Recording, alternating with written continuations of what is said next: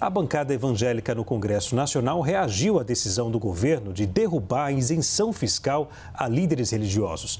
Segundo os parlamentares, a medida é uma perseguição do presidente Lula. A isenção, concebida por Jair Bolsonaro durante o ano eleitoral, pode custar pelo menos 300 milhões aos cofres públicos. A norma abria brecha para que ganhos como participação de lucros, cumprimento de metas e reembolso por gastos com educação e saúde não fossem tributados. A decisão desta semana, de acordo com a Receita, atende a uma determinação do Tribunal de Contas da União para suspender a regra. Vamos ao debate. Caio, essa medida do presidente prejudica a relação de Lula com os evangélicos? Olá, Leandro. Olá, doutor Alessandro. Saudações à nossa audiência. Eu acho que não prejudica. É impossível que ela se deteriore ainda mais. Não só a relação de Lula com os evangélicos, mas da esquerda em geral. A gente teve a oportunidade de debater mais cedo essa semana algumas falas controversas, do ideólogo do PT, condenado aí a 32 anos por corrupção passiva, lavagem de dinheiro e organização criminosa, o senhor José Dirceu.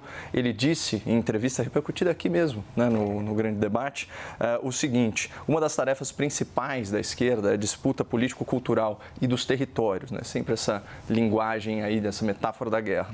Nesses anos houve uma mudança social e cultural enorme por causa do fundamentalismo religioso. E aí ele segue falando outras besteiras, mas eu queria focar aqui nessa expressão, na gravidade dessa expressão. Então, utilizando aí a mesma linguagem que se usa para o radicalismo islâmico, terrorista, para os evangélicos, falando em fundamentalismo religioso. Da mesma forma, Gilberto Carvalho foi o homem forte aí do Lula no governo Dilma em 2012, disse o seguinte, aspas, o Estado, não estou falando do partido, da esquerda, o Estado deve travar uma disputa ideológica pela nova classe média. Lembro aqui o papel da hegemonia das igrejas evangélicas e das seitas pentecostais, ou seja, o assessor muito relevante do lulupetismo, falando aí que as denominações religiosas são seitas. Olha o preconceito em relação aos evangélicos, o tom pejorativo, enfim. E a visão da igreja como uma concorrente da esquerda, na disputa ideológica aí pela conquista de corações e mentes, eles nem disfarçam. Da mesma forma, Guilherme Boulos, pré-candidato à Prefeitura aqui de São Paulo, ele publicou um artigo que foi nessa mesma linha, dizendo que a esquerda, acomodada nas instituições do Estado, deixou um espaço aberto para o avanço neopentecostal. De novo, essa confusão entre, ideologia política e fé. Então, essa panela, PT, PSOL, PCdoB, enxerga a religião como uma forma de doutrinação política, uma forma bem distorcida de encarar a fé alheia, mas é assim que eles enxergam. Então, quando você tem esse movimento de retrocesso na interpretação da imunidade tributária constitucionalmente assegurada às denominações religiosas, não dá para deixar de contextualizar isso nesse amplo espectro de ataques aí à fé evangélica. E da disseminação de preconceito, da radicalização política, da instigação do ódio.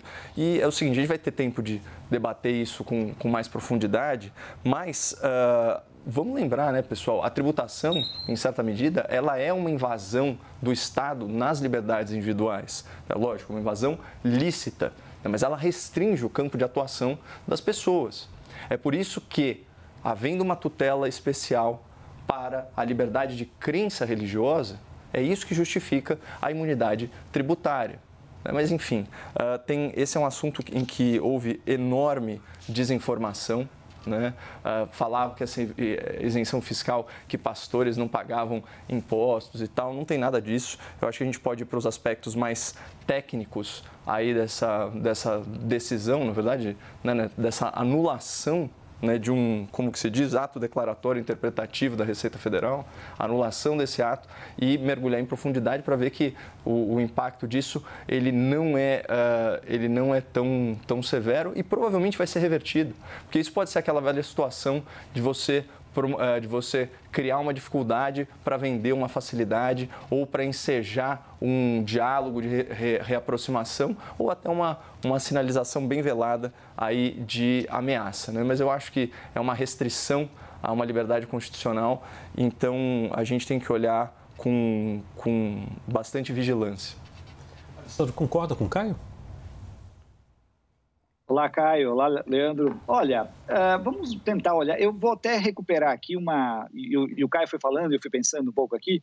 Vamos recuperar aqui, vamos dizer, aliás, uma fala que foi feita, salvo engano, pelo ministro Luiz Roberto Barroso, do Supremo Tribunal Federal, há pouco tempo atrás, até em relação ao aniversário, se a gente pode falar assim, do dia 8 de janeiro do ano passado.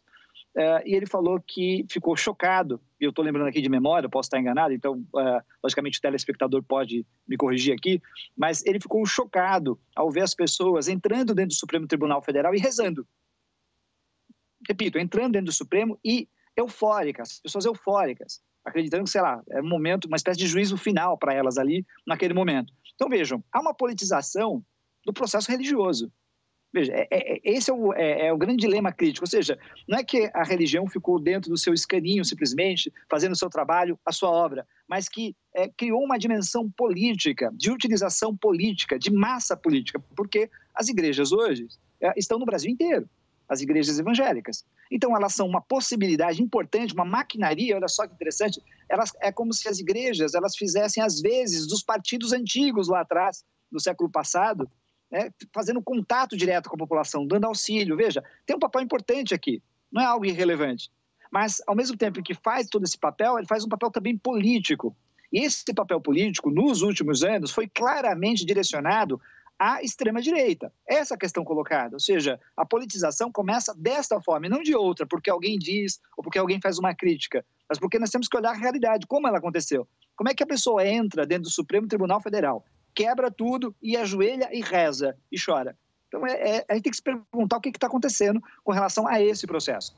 E por óbvio, isso significa que essa vertente evangélica, a politização do processo religioso, ela é uma dimensão a ser considerada na política hoje. Mesmo o Partido dos Trabalhadores, mesmo o governo, hoje considera isso como um terreno de disputa. Por quê? Porque isso foi cooptado pela extrema-direita, muito claramente. Talvez esse exemplo do Luiz Roberto Barroso seja mais claro com relação a isso, né? E que é uma manifestação e uma patologia de um problema. E aí, logicamente, a gente tem a questão que está colocada agora, que, por óbvio, é uma questão que vai no âmago dos líderes, olha só, das igrejas. Então, por óbvio, eles não vão gostar dessa decisão, e aí a gente pode ter uma frieza aqui e tentar pensar que decisão foi essa, o que aconteceu. Do ponto de vista da frieza, e eu vou tentar usar frieza no sentido de não usar emoção. Veja, você pode ser contra ou a favor da medida, mas olhando o que aconteceu com a questão das isenções das rendas, da remuneração dos líderes religiosos, que não é somente, é importante dizer, das igrejas evangélicas, é uma normativa genérica, ela é questionável. Veja, existe a imunidade tributária, tem todo um regime constitucional com relação à questão religiosa.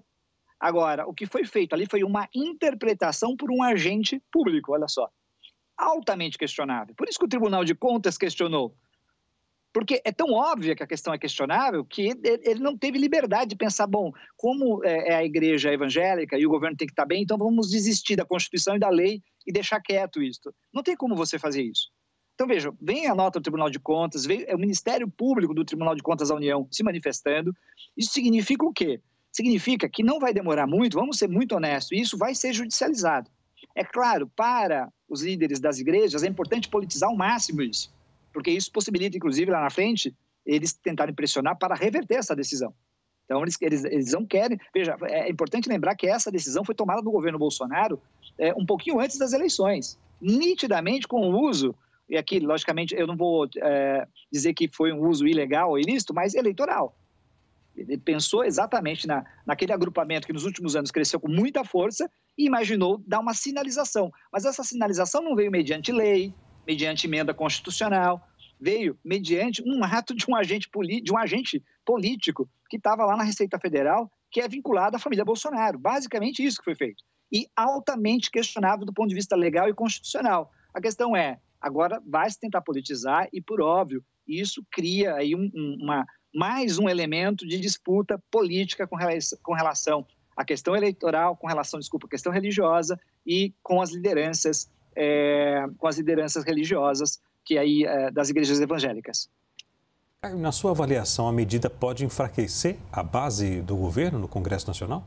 Não acho que chegue a tanto, mas é uma sinalização muito clara para o universo evangélico, e não só isso, para o universo preocupado com a liberdade de crença, como bem colocou o doutor Alessandro, isso impacta todas as lideranças religiosas de todas as crenças, né? É uma sinalização muito clara da visão do governo sobre a liberdade de crença, liberdade de culto, enfim, sobre imunidade tributária. É importante. Agora, aproveitando o ensejo, né, o doutor Alessandro mencionou aí o questionamento do TCU, ele foi utilizado, inclusive, como pretexto para anulação desse ato declaratório, e o TCU já veio a público, né, rechaçar, falando o seguinte: olha, esse processo ainda está pendente de análise. Então, aqui já mostra que, falando em decisões políticas, essa decisão é eminentemente política. Né? E eu queria só, porque falasse muito, é o fim de uma suposta isenção fiscal, né, a quem vive aí do ministério religioso, padres, pastores, etc.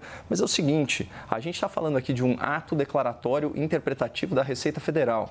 Ou seja, havia uma situação de dúvida, inclusive jurisprudencial, né, sobre multas que estavam sendo aplicadas, né, sobre o que era remuneração direta e o que era a tal da prebenda, né, que é a remuneração pela dedicação ao ministério religioso, né, que é contemplado pela imunidade tributária constitucional e também por lei federal. Então, a dúvida era a seguinte: olha, essa imunidade de INSS, parte patronal, ou seja, a igreja não era obrigada a recolher o INSS, isso se aplica à prebenda ou à prebenda e outras formas de remuneração que podem ser, dependendo da interpretação, consideradas direta ou indireta. Por exemplo, auxílio moradia, auxílio transporte, auxílio educação. É a mesma coisa que acontece, para efeito de comparação, com os penduricalhos do Poder Judiciário. É a mesma coisa, as tais das verbas indenizatórias. Mais de 90% dos desembargadores no Brasil já receberam alguma remuneração mensal acima do teto constitucional. Como isso é possível? Isso não é caracterizado como vencimento, como remuneração direta. Então, assim, esse grande escândalo em torno da questão religiosa, que é protegida por valor constitucional, eu não vejo a esquerda brasileira indignada, né, quando a gente está falando do Poder Judiciário. Então, são dois pesos e duas medidas, né? Mas, enfim, isso daí só vai alterar essa disposição e vai gerar instabilidade, né, e dúvida no sistema de novo. Porque será que isso está contemplado ou não está contemplado? Né? O que houve foi a anulação do ato interpretativo, não uma nova interpretação. Enfim, e fica aí a sugestão para os parlamentares que legislem sobre a matéria. Eu acho que é o jeito mais fácil de pôr fim a esse imbróglio. Sandro, a medida enfraquece o governo no Congresso, na sua avaliação? Olha, Leandro, vou até retornar um segundinho com relação ao assunto anterior, com relação ao tópico anterior, que é a questão que, vejam só, o governo Bolsonaro, foram 4 anos de governo. Repito, foram 4 anos de governo. Havia já um conjunto de interpretações contrárias a essa interpretação que foi dada pelo governo Bolsonaro. E quando faltava poucos meses para a eleição, ou seja, depois de 4 anos, é que ele faz esse movimento. Então, vejam só, não é uma coisa simples de ser vista. Há alguma coisa de errado nisso. Ou seja, se ele tivesse que fazer esse movimento, por que ele não fez no começo do governo já? Ele esperou 3 meses antes da eleição para mandar um único agente político baixar uma normativa desse gênero.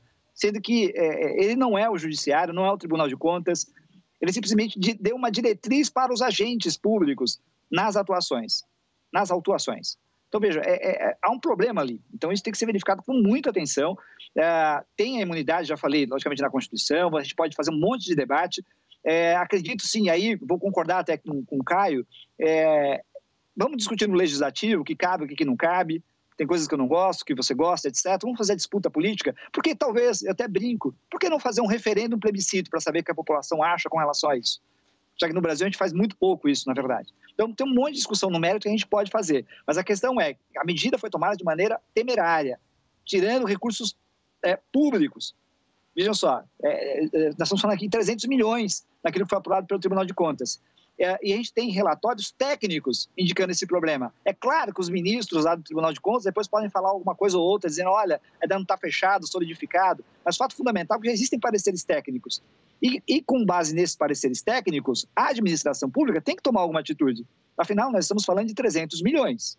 300 milhões. Agora, com relação ao enfraquecimento ou não à base do governo, Leandro, eu diria que, olha, eu acho que continua tudo como está. Acho que existe hoje uma tentativa de negociação, de tentar atrair elementos aí do setor evangélico, de fazer um diálogo democrático, de recuperar o pacto institucional de 1988, naquilo que foi pelo menos até o ano ali de 2014, 2015, né? E acho que as coisas ficam ainda como estão, mas haverá sim, porque, vejam, se a gente olhar o contexto geral, a gente viu a questão agora, essa semana, do deputado Jordi, a questão da averiguação do dia 8/1, da busca e apreensão. Nós temos um tensionamento sendo realizado nesse exato momento. De um lado, você tem, logicamente, o executivo e o judiciário, e de outro, você tem o legislativo com o seu nível de fragmentação. Então, é um equilíbrio ainda muito tênue. Ainda vai ter um tempo aí para a gente ter uma acomodação de como vai ficar o famosíssimo aí presidencialismo de coalizão a partir de agora. Não está decidido isso ainda. Ou seja, nós estamos tentando encontrar uma nova forma de tentar acomodar e conformar os poderes existentes a partir de uma conformação que hoje está, eu não diria radicalizada, ela está extremada. Hoje você tem o bolsonarismo como um elemento que compõe a sociedade brasileira. E é isso que está tentando fazer agora, é tentar recompor a institucionalidade democrática a partir desse novo agrupamento, dessa nova situação, que não é só brasileira, que ela é mundial também. Ok, senhores, vamos fazer um breve intervalo, mas no próximo bloco, Caio Coppola e Alessandro Soares debatem sobre o discurso de Javier Milei no Fórum Econômico em Davos. O Ocidente está ameaçado pelo socialismo, como sugeriu o presidente argentino? A gente volta já já.